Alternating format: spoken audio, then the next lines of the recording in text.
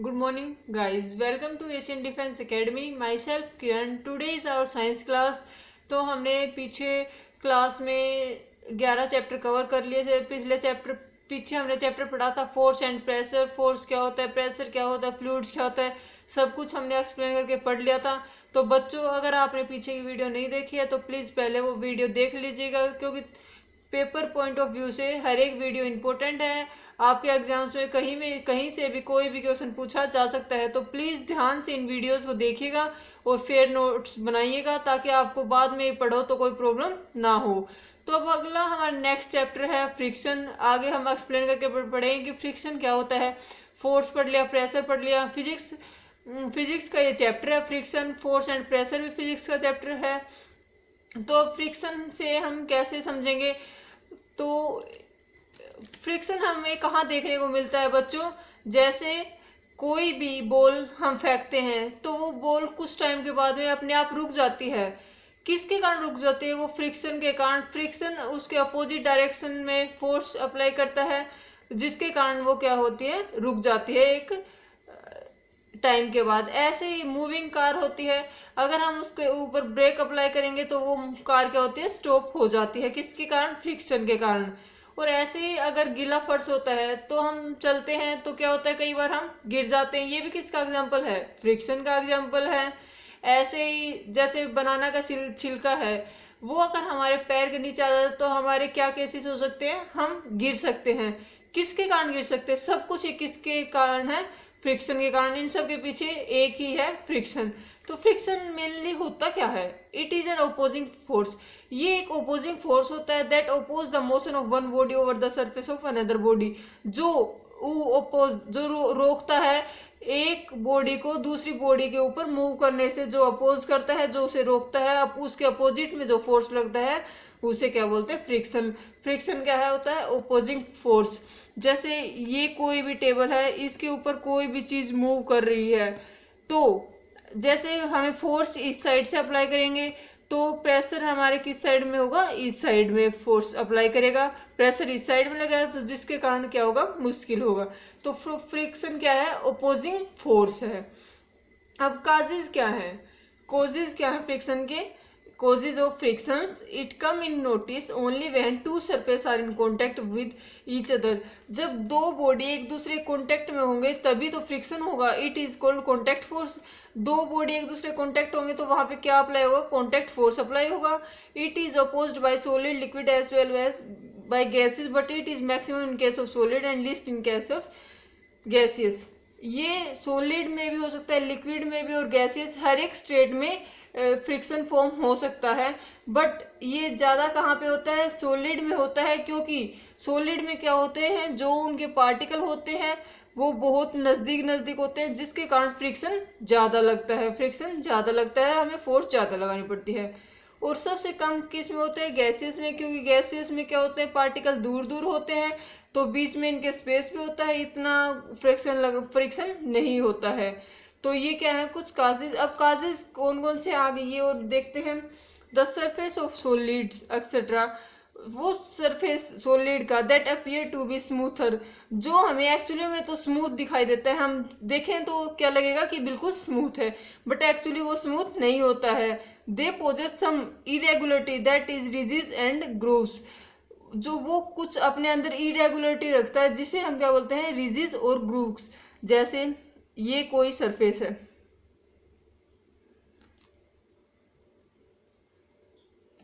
जैसे ये हमने कोई सरफेस बनाया जिसके अंदर ऐसे ऐसे ग्रूव्स है, और एक जो ये ऊपर इसके सरफेस के ऊपर जो है वो क्या करेगी, इस टाइप से जो इसके ऊपर पड़ा है वो। तो ये क्या होगा, ये दोनों रिजिज, ये दोनों एक दूसरे के साथ कांटेक्ट हो जाएगा, एक दूसरे के साथ अटैच हो जाएंगे, जिसके कारण क्या होगा? ज़्यादा फोर्स लगाना पड़ेगा, जिसके कारण क्या होगा? फ्रिक्शन भी इनमें उत्पन्न होगा। फ्रिक्शन ज़्यादा होगा क्योंकि क्या है, इनके अंदर पोर्स है, रिजिज एंड ग्रूव्स है, जिसके कारण इरेगुलरिटी है, क्योंकि स्मूथ नहीं है, तो जिसके कारण फ्रिक्शन डेवलप होगा। आगे क्या है, एक और case, when this type of surface come in contact with other surface, जब इस टाइप के सरफेस दूसरे सरफेस के कांटेक्ट में आते हैं, दे रिजिज ग्रूव्स गेट इंटरलॉक्ड, ये एक दूसरे के साथ क्या करते हैं? एक दूसरे के साथ अटैच हो जाते हैं, जो क्या कर लेते हैं? इंटरलॉक कर लेते हैं, जिसको मुश्किल होता है उगाड़ना। Opposing force that is friction come into notice which oppose the motion. तो इस केस में क्या होगा, फ्रिक्शन होगा जो क्या करेगा, अपोज करेगा मोशन को गति करने से क्या करेगा, रोकेगा। अब ये कुछ काजेस थे फ्रिक्शंस के जो हमने पढ़े हैं। अब आगे आता है फैक्टर अफेक्टिंग फ्रिक्शन। कौन कौन से फैक्टर हैं जो फ्रिक्शन को अफेक्ट करते हैं। तो पहला है nature of surface. Nature of surface कैसे इफेक्ट करता है, मोर is the roughness more is the friction. जितनी ज़्यादा रफनेस होगी उतना ज़्यादा फ्रिक्शन होगा, क्योंकि मैंने बता दिया ऊपर इसमें मैंने समझाया था, जितने ज़्यादा क्रूक्स और रिजिज होंगे उतनी ज़्यादा उनमें इंटरलॉकिंग होगी। इंटरलॉकिंग ज़्यादा होगी तो ज़्यादा फोर्स लगाना पड़ेगा, क्योंकि ज़्यादा फ्रिक्शन होगा उसके कारण। तो ये एक फैक्टर है नेचर ऑफ सरफेस। ज़्यादा रफ होगा तो उसमें ज़्यादा फ्रिक्शन मिलेगा। Weight, more is the weight of body more is the friction. जैसे जितना वेट बॉडी का होगा उसमें उतने ही ज़्यादा फ्रिक्शन होगा। क्यों होगा, क्योंकि डेंसिटी में हाइयर होता है फ्रिक्शन, तो जितने ज़्यादा होगा क्वांटिटी में उतना ही ज़्यादा फ्रिक्शन होगा उसमें। आगे है एक और, surface area in contact. More is the surface area of contact more is friction. जितना ज़्यादा सरफेस एरिया कवर होगा उतना ज़्यादा फ्रिक्शन होगा। जैसे मैं बता दे रही हूँ, जैसे ये कोई भी बॉक्स है, इसके ऊपर ये बॉक्स पड़ा है, तो ये इतना ज़्यादा इसमें सरफेस क्या हुआ, इसके कांटेक्ट में है, जिसके कारण क्या हुआ, फ्रिक्शन ज़्यादा हुआ। एक जैसे दूसरा बॉक्स है उस पे रोलिंग है, तो इसमें क्या है, इसमें कांटेक्ट जो पार्ट है वो कम है, तो इसके कारण सरफेस कम है, तो क्या होगा, फ्रिक्शन भी कम होगा। ये बच्चों समझ आ गया आपको। अब आगे कुछ मेथड है जो हम पढ़ेंगे। Method to reduce friction, friction को कम कैसे किया जा सकता है। तो making the body streamlined. Streamlined का मीनिंग क्या है आपको पता है। स्ट्रीमलाइंड होता है, जैसे आपने फिश देखी होगी, जैसे जो दोनों कोने होते हैं वो तो बिल्कुल पतले होते हैं और बीच से जो मोटा होता है इसको क्या बोलते हैं, streamlined. That is wider from middle, narrow from and. Streamlined shape होनी चाहिए ऑब्जेक्ट्स की रिड्यूस करने के लिए फ्रिक्शन। क्यों, क्योंकि इनका एरिया ऑफ कांटेक्ट कम होगा, क्योंकि यहाँ पे कांटेक्ट कम होगा तो क्या होगा, जब फ्रिक्शन भी कम होगा। अगला है कन्वर्टिंग इनटू व्हील्स। तो जैसे कोई भी चीज़ है तो उसके अंदर अगर हम व्हील में वो ट्रांसफर कर देंगे, क्योंकि मैंने बताया है व्हील का क्या होगा, कांटेक्ट कम होता है, जिसके कारण क्या होगा, फ्रिक्शन कम लगेगा। आगे है बाय पॉलिशिंग सरफेस। सरफेस को पॉलिशिंग का क्या मतलब है, जैसे मैंने बता दिया, कोई भी स्मूथ, चाहे स्मूथ टेबल ले लो, कुछ भी ले लो, तो हमें दिखता तो वो स्मूथ है बट वो एक्चुअली स्मूथ नहीं होता है।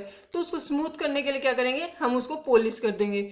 हम पॉलिश करेंगे तो क्या हो जाएगा, उसमें एक स्मूथनेस आ जाएगी जो एक्चुअली स्मूथ होता है। तो पॉलिशिंग करने से भी रिड्यूस होता है फ्रिक्शन।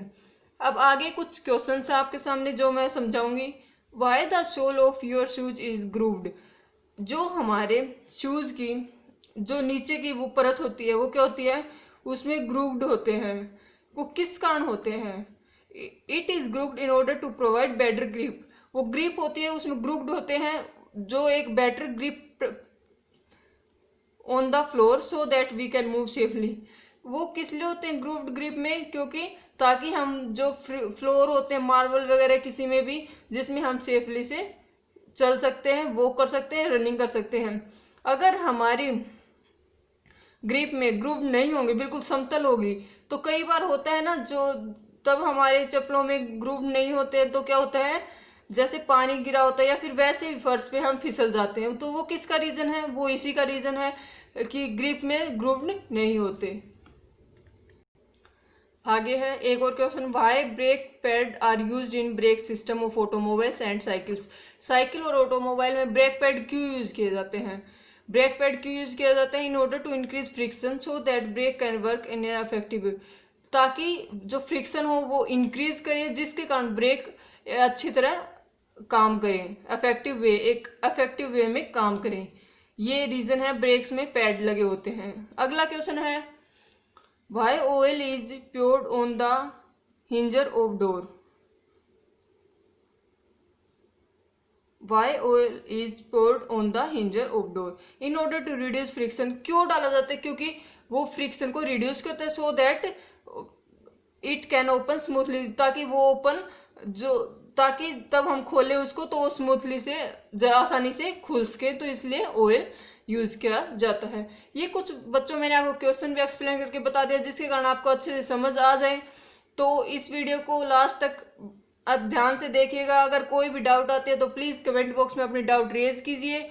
अगर आपको मेरी वीडियो पसंद आई हो तो लाइक एंड सब्सक्राइब जरूर कीजिए, बेल आइकन भी दबाइए ताकि समय समय पे आपको नोटिफिकेशन मिलते रहें। Thank you and have a nice day.